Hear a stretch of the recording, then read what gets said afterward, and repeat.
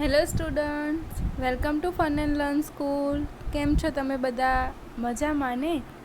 તો ચાલો આપણે ગુજરાતીમાં પાઠ 6 નર્મદા મૈયા ભણ્યા. હવે આપણે એમાં સ્વાધ્યાય ભણીશું.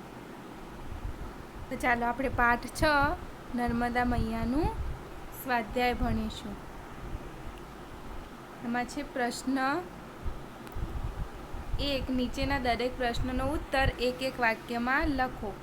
તો 1. નર્મદા નદી કયા સરોવરમાંથી નીકળે છે? તો નર્મદા નદી અમરકંટક સરોવરમાંથી નીકળે છે.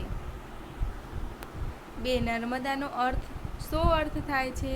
તો નર્મ એટલે આનંદ અને નર્મદા એટલે આનંદ આપનારી.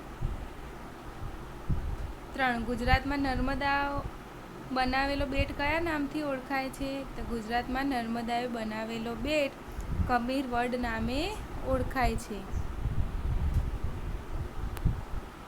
4. નર્મદા નદી કયા શહેર પાસે સાગરને મળે છે?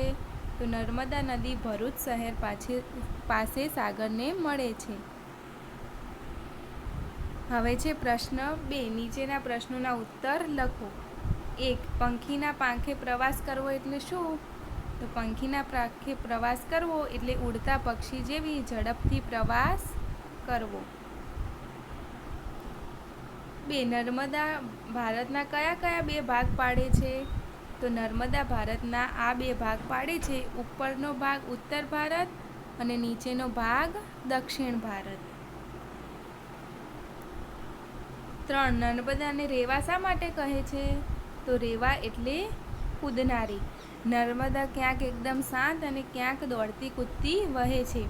ક્યાંક ધોધ બની જાય છે અને ક્યાંક ધીર ગંભીર પ્રવાહ માટે એને રેવા કહે છે. પ્રશ્ન 4. બંદરકૂદ વિશેની વાતમાં સાહસની શી વાત આવે છે?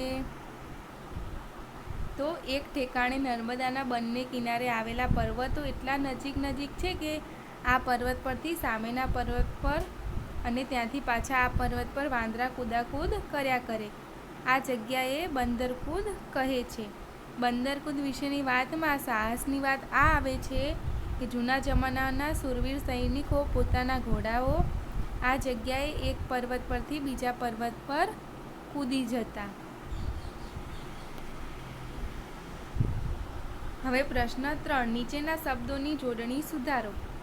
નૌકા વિહાર તો નૌકા વિહાર. શૂરવીર તો શૂરવીર. પથ્થર તો પથ્થર. અણીદાર તો અણીદાર. આજ્ઞાંકિત તો આજ્ઞાંકિત. જીવાદોરી તો જીવાદોરી.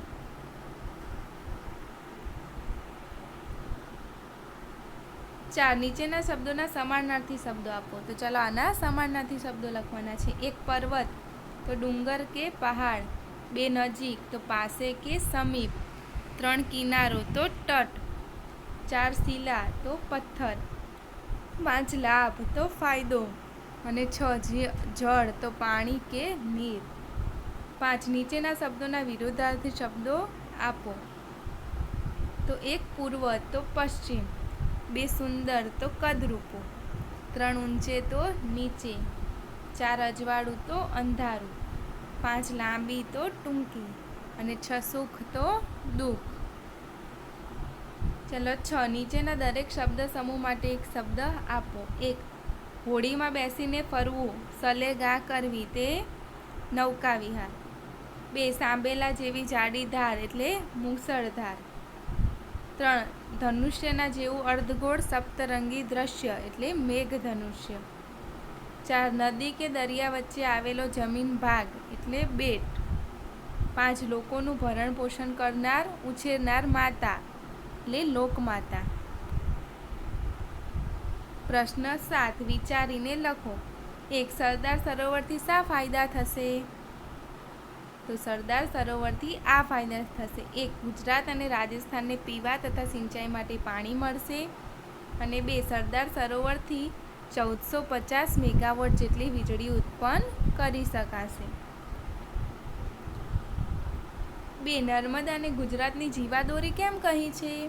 તો નર્મદાના પાણી ગુજરાતના લોકોને પીવા માટે, જીવનની અન્ય જરૂરિયાતો માટે તેમજ સિંચાઈ માટે ખૂબ જ ઉપયોગી છે.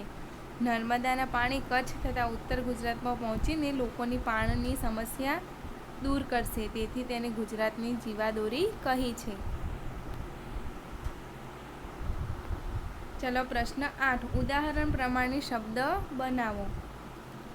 નર્મ એટલે નર્મદા, આનંદ આપનારી. 1 સુખ તો સુખદા, સુખ આપનારી. 2 વર તો વરદા, વરદાન આપનારી. 3 શુભ તો શુભતા, તો શુભ આપનારી. 4 હર્ષ તો હર્ષદા, તો આનંદ આપનારી. હવે 9. નીચેના શબ્દોનો વાક્ય પ્રયોગ કરો. તો 1 લીલોતરી, ચોમાસામાં ધરતી પર લીલોતરી ઉગી નીકળે છે. 2 જીવાદોરી, નર્મદા માતા ગુજરાતની જીવાદોરી સમાન છે. 3 બેટ, કબીરવડની આસપાસ નર્મદાએ બેટ બનાવ્યો. તમે કરેલા પ્રવાસનું વર્ણન કરતો પત્ર તમારા મિત્રને લખો. એ હમણાં આપણે પાછળ જોઈએ. 11. નીચેના શબ્દોને શબ્દકોશના ક્રમમાં ગોઠવો. સુંદર, સરસ, સૈનિક, સફેદ, ચિંતા, સ્નાન. તો સફેદ, સરસ, સિંચાઈ, સુંદર, સૈનિક અને સ્નાન આવી રીતે લખી દેવાનું. ચાલો હવે આપણે પત્ર લખીએ. સી નવકલ્પસરુ, વસ્ત્રાપુર, અમદાવાદ 380061. તારીખ 12/2/2014. પ્રિય મિત્ર મુકેશ. તો એના મિત્ર મુકેશને પત્ર લખ્યો છે. તારો ફોન કે પત્ર નથી. આપણે આગળ પત્ર લખતા શીખ્યા ને, તેવી રીતે આપણે પત્ર લખવાનો છે.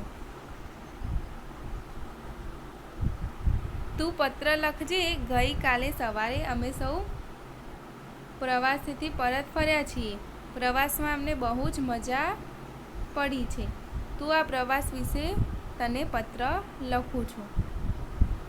નર્મદા મૈયાનો પ્રવાસ કરતાં લાગ્યું કે આ નદી ખરેખર ગુજરાતના લોકોની જીવાદોરી છે. આ નદી મધ્યપ્રદેશના અમરકંટક નામના સરોવરમાંથી નીકળે છે.